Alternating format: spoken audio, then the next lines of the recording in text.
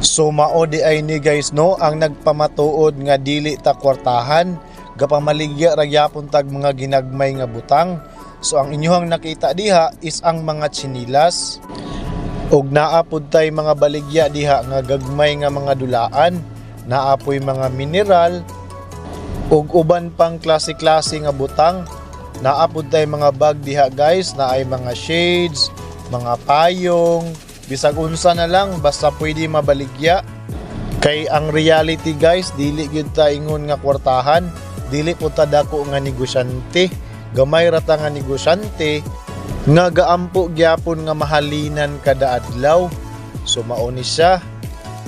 So naapoy baligya diha guys nga katong mga charger, mga envelope, mga notebook, mga ceiling fan, ug naapoy mga school supplies.